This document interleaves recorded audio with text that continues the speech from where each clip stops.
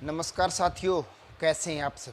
आप सभी को बताना चाहूँगा कि यूजीसी जो एग्ज़ाम्स लेने की तैयारी कर रही है साथियों, उसमें काफ़ी सारे बदलाव करने जा रही है और इसने यूजीसी ने जो एग्ज़ाम्स लेने की प्लानिंग है उसको पूर्ण रूप से तैयार कर लिया है। कोरोना पीड़ित या फिर उससे संबंधित छात्र या स्टाफ का कोई सदस्य है तो उसके लिए इन्होंने अलग से अपना शेड्यूल तैयार किया है। आज हम कंप्लीट इस वीडियो के बारे में इस प्रकार की चर्चा करने जाएंगे कि भाई किस प्रकार से यूजीसी एग्जाम की तैयारी कर रही है। यदि आप चैनल पर पहली बार पहुंच रहे हैं तो दोस्तों चैनल को सब्सक्राइब कर लें और बेल आइकन को प्रेस कर लें ताकि भविष्य में आने वाली हर लेटेस्ट अपडेट सबसे पहले सबसे तेज आप सभी को मिल सके। यहाँ आप देख पा रहे होंगे यूजी पीजी फाइनल सेमेस्टर की परीक्षाओं के दौरान सर्दी खांसी और बुखार के लक्षण वाले छात्रों की परीक्षा अलग कमरे में होगी। सिटिंग प्लान में भी छात्रों के बीच 2 मीटर की दूरी रखना जरूरी होगा। यूजीसी ने परीक्षा के लिए जारी एसओपी में यह निर्देश दिए हैं। सर्दी खांसी और बुखार के लक्षण पर संबंधित छात्र को किसी और दिन परीक्षा देने के अवसर का प्रावधान भी किया जाएगा। यहाँ बताया जा रहा है कि साथियों किसी भी बच्चे को यदि सर्दी है, खांसी है, बुखार का कोई लक्षण है तो अलग कक्षा में बैठकर उसको एग्जाम दिलाया जाएगा। और यदि कोई ऐसा बच्चा है जिसको सर्दी लगने की शिकायत है, खांसी है, बुखार से के लक्षण से संबंधित है तो उसको एग्ज़ाम्स के लिए मना भी किया जा सकता है, उसको कभी नेक्स्ट डे एग्ज़ाम के लिए भी बुलाया जा सकता है। ऐसी बात यूजीसी की तरफ से कही गई है। एसओपी में शामिल है नियम, यानी कि एसओपी जो बनाई है यूजीसी ने उसमें क्या क्या नियम इन्होंने शामिल किए हैं इनके ऊपर भी हम चर्चा करेंगे। परीक्षा हॉल या केंद्र के सभी फर्श, दीवारें, प्रवेश द्वार को सैनिटाइज करना होगा। स्टाफ वेरिफिकेशन के बाद फ्रेश मास्क व ग्लव्स का इस्तेमाल।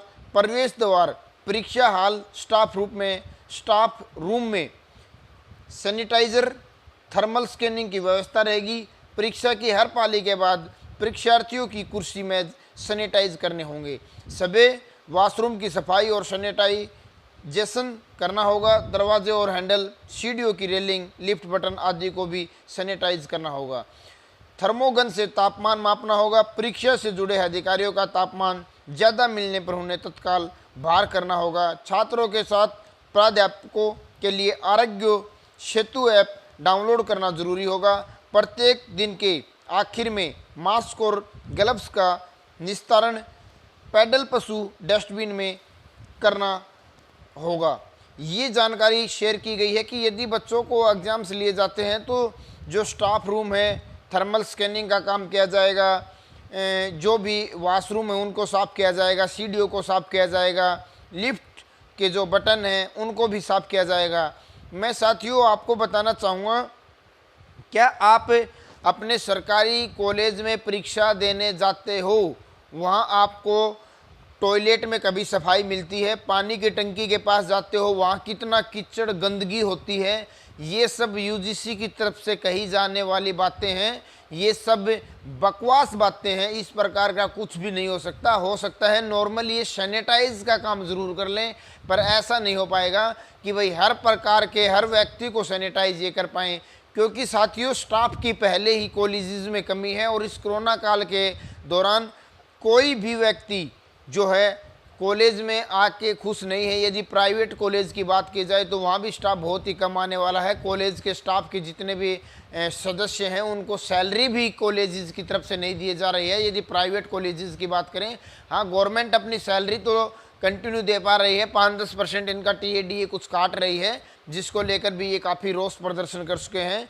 तो साथियों देखा जाएगा कि भाई कोर्ट की तरफ से क्या डिसीजन आता है। अब इसके ऊपर जो नई सुनवाई होनी है, यानी कि आने वाले सोमवार को इसके ऊपर सुनवाई होनी है। सुप्रीम कोर्ट के अंदर जो याचिका दायर कर रखी है परीक्षाओं को लेकर, इसके ऊपर क्या कुछ नया डिसीजन निकल के सामने आता है उसके बारे में हम आपसे ज़रूर चर्चा करेंगे। फिलहाल हमारे पास यही अपडेट थी कि भाई जो यूजीसी ने एसओपी जो बनाया है उसके जो रूल्स हैं इसमें क्या क्या बातें इन्होंने रखी हैं इसकी जानकारी देना था। और साथ में ही जानकारी ये देनी थी मैन कि भाई जिन बच्चों को कोरोना के लक्षण हैं उनको अलग कमरे में एग्ज़ाम लेने की व्यवस्था करने की बात इनकी तरफ से कही गई है। देखा तो तब जाएगा जब एग्ज़ाम होंगे, तब भाई क्या व्यवस्था मिलती है क्या व्यवस्था नहीं मिलती है। फिलहाल हम कुछ नहीं कह सकते, कहने की बातें कुछ होती हैं, करने की बातें कुछ और होती हैं।